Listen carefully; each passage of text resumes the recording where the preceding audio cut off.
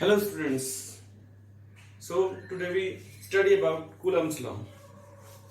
Last class में हम लोगों ने चार्ज के बारे में पढ़ा था, चार्ज की प्रॉपर्टीज पढ़ी थी, चार्जिंग क्या होता है, इलेक्ट्रोस्टैटिक्स क्या होती है, चार्जिंग के मेथड्स कौन कौन से होते हैं, इस बारे में पढ़ा था। आज हम पढ़ेंगे Coulomb's law. Coulomb's law electrostatics का एक बहुत ही इंपॉर्टेंट लॉ है, तो आप इसको ध्यान से समझिएगा। कूलम्स लॉ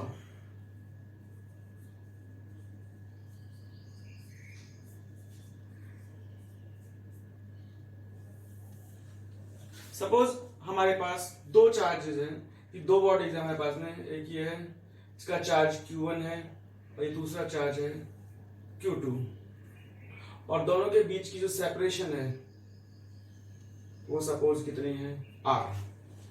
दो चार्जेस हैं, पास पास रखे हुए हैं और दोनों के ऊपर चार्ज है, एक के ऊपर Q1 दूसरे के ऊपर Q2, और दोनों के बीच की जो डिस्टेंस है वो है R। तो हमें पता है कि जब दो चार्जेस एक दूसरे के पास रखे हुए होते हैं, नजदीक रखे हुए होते हैं, तो वो या तो एक दूसरे को अट्रैक्ट करते हैं या एक दूसरे को रिपेल करते हैं, यानी एक दूसरे के ऊपर फोर्स एक्सर्ट करते हैं। तो कूलम्स लॉ हमें क्या बताता है कि इन दोनों के बीच में जो फोर्स ऑफ अट्रैक्शन या रिपल्शन, जिसे हम कॉमनली बोल देते हैं फोर्स ऑफ इंटरेक्शन, तो इन दोनों के बीच में जो फोर्स ऑफ इंटरेक्शन होगा वो इन दोनों चार्जेस के प्रोडक्ट के डायरेक्टली प्रोपोर्शनल होता है, यानी F is proportional to Q1 Q2, और जो इन दोनों के बीच की डिस्टेंस है उस डिस्टेंस के स्क्वायर के इनवर्सली प्रोपोर्शनल होता है, जिसे हम इनवर्स स्क्वायर लॉ कहते हैं। And F is proportional to 1 upon R square. तो ये आपका कूलम्स लॉ है। अब इसे हम कंबाइंडली अगर लिखते हैं तो ये आ जाएगा F is proportional to Q1 Q2 upon R square। ठीक है स्टूडेंट्स, तो जब हम ये प्रोपोर्शनलिटी साइन हटाते हैं तो एक कांस्टेंट आता है, F is equal to K Q1 Q2 upon R square. और ये जो K है, इस K को हम बोलते हैं कांस्टेंट ऑफ प्रोपोर्शनलिटी, और K की जो वैल्यू होती है वो होती है 1 अपॉन 4 पाई एप्सिलॉन नॉट, और इसकी न्यूमेरिकल वैल्यू जो होती है वो होती है 9 इंटू 10⁹ न्यूटन मीटर स्क्वायर पर कूलम स्क्वायर। ये इसकी यूनिट है, न्यूटन मीटर स्क्वायर पर कूलम स्क्वायर। यहां पर जो टर्म है हमारा ये वाला, इसे कहते हैं एप्सिलॉन नॉट।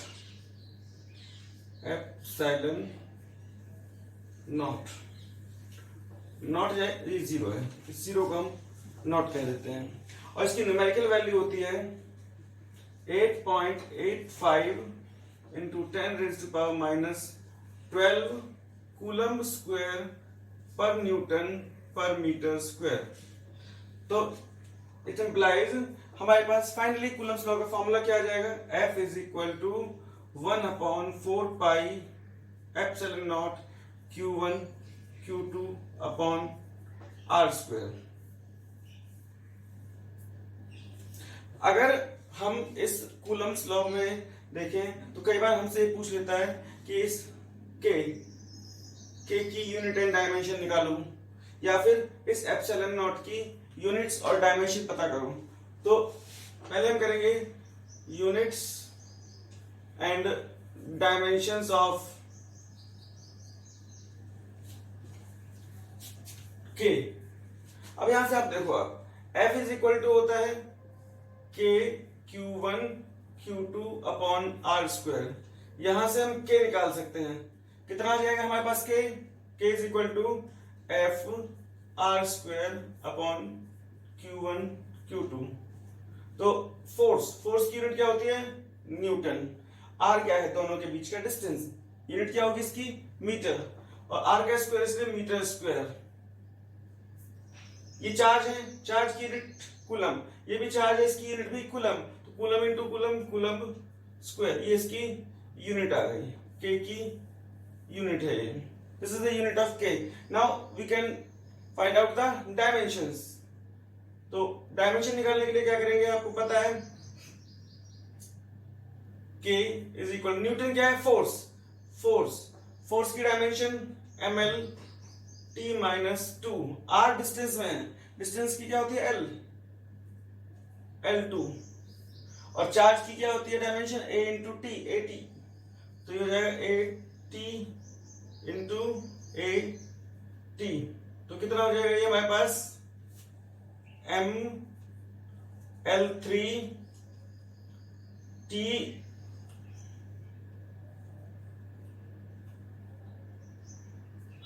-4 और ये A2 बच रहा है A-2। इस तरह से हम K की डायमेंशंस फाइंड आउट कर सकते हैं। सिमिलरली हम एप्सिलॉन नॉट की यूनिट और डायमेंशन भी पता कर सकते हैं, units and dimensions of epsilon not. अब यहां से देखो, हमें पता है कि k इज इक्वल टू होता है 1/4 pi epsilon nought, k is equal to 1/4 pi epsilon nought, और यहां से हम एप्सिलॉन नॉट की वैल्यू निकाल सकते हैं, कितनी रहेगी 4, epsilon nought is equal to 1/4 pi k, तो epsilon nought is equal to 1, कोई यूनिट नहीं 4 पाई की, कोई यूनिट नहीं है, k की यूनिट पुट कर देंगे हम, k की यूनिट कितनी है न्यूटन मीटर स्क्वायर पर कूलम स्क्वायर, तो कूलम स्क्वायर ऊपर चला जाएगा और न्यूटन मीटर स्क्वायर नीचे आ जाएगा, तो क्या यूनिट आएगी इसकी कूलम स्क्वायर पर न्यूटन पर metre square. Similarly we can find out its dimensions, 1 upon epsilon nought की डायमेंशन क्या होती है, k की डायमेंशन ML3 T-4 A-2, तो इसका मतलब एप्सिलॉन नॉट की डायमेंशन क्या हो जाएगी M-1 L3 T4 A, ये आपकी एप्सिलॉन नॉट की डायमेंशन होगी। तो स्टूडेंट्स, इस तरह से हमने इस वीडियो में देखा कि कूलम्स लॉ क्या होता है, इसके अंदर जो एप्सिलॉन नॉट यूज होता है, k यूज होता है, उसकी यूनिट्स क्या होती है, वैल्यूज क्या होती है, उनकी डायमेंशन क्या होती है। तो नेक्स्ट वीडियो में हम कूलम्स लॉ की वेक्टर फॉर्म देखेंगे और ये देखेंगे कि चार्ज डिस्ट्रीब्यूशन कितने तरह का होता है। Thank you.